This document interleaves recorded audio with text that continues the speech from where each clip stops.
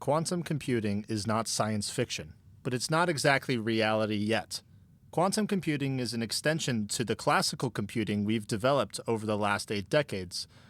While not promising to entirely replace classical computing, quantum computing will bring previously impossible problems into the realm of possibility. Like any new technology, there will be significant first-mover advantage to any players that manage to capture market share in this space. Today, let's investigate one of the more interesting players in the quantum race, the state of Qatar. But first, a little introduction, as this is my first video. I'm Jake, and I'm a cybersecurity professional with an interest in policy and the Middle East.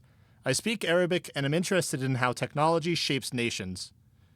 So let's get a good idea about why we care about quantum computing as policy analysts and technologists. Explainers of quantum computing often fall back on the analogy that quantum computers can represent both a 0 and a 1 at the same time, without explaining why that's a useful property to have. Instead of using silicon bits, we can use quantumly entangled qubits to do calculations. Rather than give a shoddy explanation of superposition and quantum teleportation and entanglement, let me just state that by using entangled qubits, a quantum computer can solve some problems faster than classical computers. The actual definition of these problems touches on computational theory and isn't super useful to cover in this context.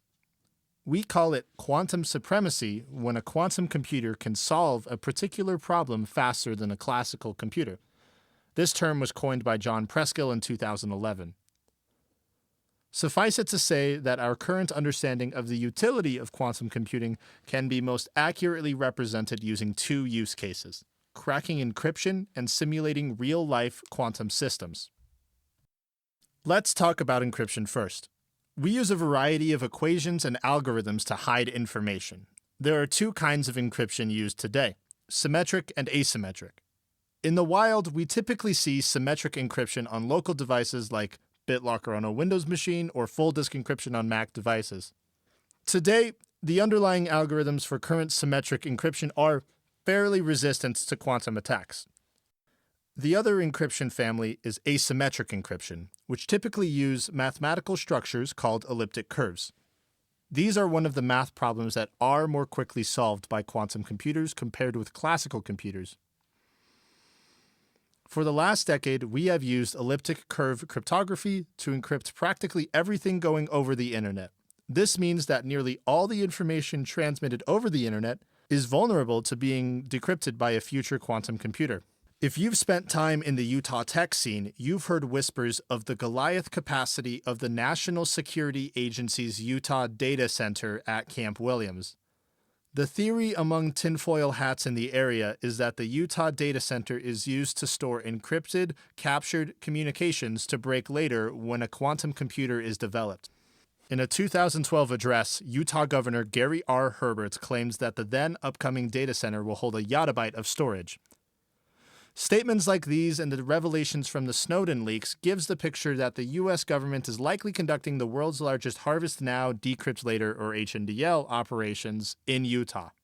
They are almost certainly storing thousands and thousands and thousands of terabytes of captured internet traffic with the hopes of decrypting it in the future when a useful quantum computer comes online. In response to the threat of quantum computing, the U.S. government has facilitated the design and standardization of several post-quantum cryptographic algorithms, and has started the process of requiring all sensitive communication systems to be overhauled to use new encryption suites with quantum-safe algorithms like ML-Chem. This shows that the world's most capable intelligence power, the United States, takes the threat of a quantum computer seriously enough to require potentially overhauling their entire communication network at a very high cost on a very long timeline. While this demonstrates one massive potential customer for a future quantum industry, my opinion is that should quantum computing become a viable, healthy industry, encryption breaking will only be a small portion of that overall market. However, potential national security implications for this technology means that governments have a stake in promoting an indigenous quantum computing industry. Quantum computing was included as one of the key technologies targeted by the CHIPS and Science Act alongside semiconductors, artificial intelligence, and cybersecurity. This elevates quantum computing into a dual-use technology rather than a purely commercial technology, which typically provides a promise of high growth. Remember that much of the groundwork for the commercial semiconductor industry of the 70s, 80s, and 90s was laid with the Minuteman missile program of the 60s. The other feasible application for quantum computing is simulating quantum mechanical systems. In other words, quantum effects found in the real world. Nature is full of quantum effects that we do not interact with at the human scale. At our size, we only have to worry about classical mechanics. Think Newtonian physics. However, when you start dealing with individual molecules and atoms, as material scientists and biochemists often have to do, it becomes very, very useful to exactly simulate these quantum states. However, quantum effects cannot be practically simulated using classical computing. The search space is too big to be exhausted in reasonable time, as the methods we use to exactly simulate a molecule or a protein increase exponentially with the number of electrons in the structure. For example, a single sugar molecule contains 12 carbon atoms, 22 hydrogen atoms, and 11 oxygen atoms, and a total of 182 electrons. We have methods to approximate the quantum state of a single sugar molecule, but to exactly represent it, we need to track a wave function of all 182 electrons. This means we will have to track 2 to the power of 182 complex numbers, or about 6 followed by 54 zeros. For a molecule of only 45 atoms, this is prohibitively large to compute on a classical computer. Imagine how difficult it would be to exactly simulate something as large as a protein with millions of atoms.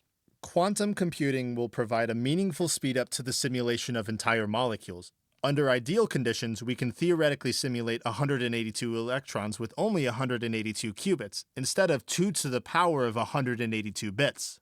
The fact that all of our material science advancements have thus far come from approximating molecules and proteins and experimentally deriving their behavior surprises me. While quantum computing won't supplant the need for wet lab experimentation, all signals point to quantum computing increasing the clip of drug discovery. In fact, many biochem and advanced material companies are investing into quantum capability for this reason. So that was a lot of word salad.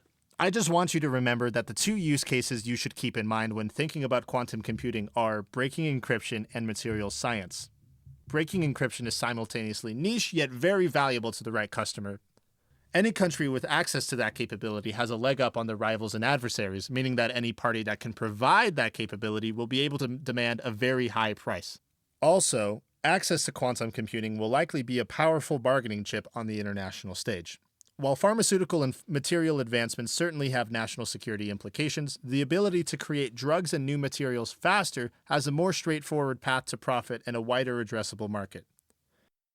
Remember, encryption, drugs, and materials. Knowing that, let's think about how the case for quantum computing has been made to the public. For many years, quantum computing has remained a niche, far-off technology. However, as useful quantum computing approaches reality, the communication around the technology has increased in quality, volume, and clarity. It is reasonable to assume that today, quantum computing is on the radar of most capital allocators in the technology space. IBM's 2020 quantum roadmap promised an ambitious 1,121 qubits by 2023. Today, in 2026, the most capable IBM quantum computers use only 120 qubits. Keeping those qubits entangled has proven to be a more difficult challenge than projections have anticipated. In my estimation, most people who are aware of quantum computing also know of Moore's law, where improvements in manufacturing and design lead to a doubling in how many transistors you can fit into a single chip every few years. Laymen hear that today we can only use 100 qubits, and their intuition tells them that within a few years we'll be up to thousands. They think more qubits, more capability. In reality, measuring the capability of a quantum computer resists a single variable relationship. Moore's law is so popular because it's so simple. The number of transistors doubles every 2 years. In quantum computing, it's so much more complicated. Besides the number of qubits, you have to consider entanglement time, the coherency of the qubits, error correction, number of gates, and half a dozen other variables. The fact that there is no simple quantum Moore's law has harmed our ability to communicate and project quantum computing's capability to non-experts. Despite those difficulties, quantum computing has certainly increased in capability over the last few years. The most ambitious estimates put the advent of a useful quantum computer sometime after 2029. Reading these estimates, allocators don't see a difficult physics and engineering problem. They, probably correctly, see an emerging market that they are a few years early on. This has led to a diverse ecosystem of quantum computing startups like Ionic and Quantinuum, as well as significant research efforts by industry titans IBM, Microsoft, and Google, as well as government-funded efforts in various national labs across the globe. It's also useful to point out that, as opposed to the semiconductor industry's dominant CMOS process for creating chips, it is yet unclear which method for building a quantum computer will win. North of 99% of semiconductor products use the CMOS process in their manufacturing steps. But today, there are a dozen different ways to construct qubits. We haven't settled on the dominance technology. Microsoft is using topological qubits, IBM is using superconducting qubits, Ionic is using trapped ions, and everyone else has cooked up their own method in their garage. This lack of standardization across the industry means that capital allocators are more willing to fund smaller startups on the chance that the method they choose to build their computers happens to be better than their larger competitor's method. One of these allocators is the state of Qatar, or Qatar. Let's talk about what makes Qatar such an interesting place for this kind of investment. Qatar has a very unique set of challenges to deal with that inform how it's structured its economy. It sits on top of the largest natural gas field on the planet, and naturally Qatar's entire political system revolves around the revenue generated by this resource. Qatar also has a very small native population of Qataris. Today, the population sits between 3 and 4 million, while only 300,000 of those are natively Qatari. This fact means that most intellectual and physical labor is done by immigrants, and many Qataris are just government administrators who wrangle these immigrants. The stereotype of Gulf countries throwing endless money into various holes is especially true in Qatar. Qatar has made a series of long-horizon bets that, if they can pull off, promise them control over some of the potentially most disruptive technologies of the near future. In an attempt to diversify away from oil and gas, the Qataris are bankrolling a modern economy based on education, science, and technology sectors, accompanied with a robust venture capital ecosystem. Qatar has made large oil-funded investments in horizon technologies like artificial intelligence, renewable energy, biotech, and of course, quantum computing. While childish, it is often useful to ask yourself, how would you build a country if you had infinite money and no resources while thinking about Qatar's modernization strategy? Given Qatar's high oil and gas revenues spread across a very small population and its informal tribal government, Qatar has proven itself to be a very nimble player in the advanced technology space, able to quickly maneuver capital and human resources in a unified direction. Qatar has the finances and governmental agility / lack of transparency to create large gas-funded state investments into research with relatively minimal downsides if investments do not pan out. Quantum computing has proven to be a very attractive target for these state investments for many reasons. Chief among them is the promise of controlling a new strategic technology. I'm using strategic in both the business and international relations sense. Any country that has a share of the future quantum market can use access to quantum services as a political lever, in addition to the economic boon provided by this new sector. Qatar is particularly fond of using peaceful levers of diplomacy instead of more forceful avenues, as its small population compared to its rivals Saudi Arabia, Iran, and Iraq means it will lose practically any hot war should a conflict escalate.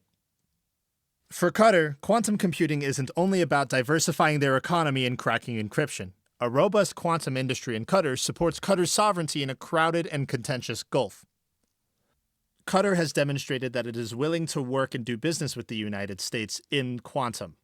During Trump's 2025 visit to the Gulf, Quantinuum, a pure-play quantum computing company, and Al Raban Capital pledged to invest $1 billion in quantum computing research and workforce development over the next years in Qatar and the United States.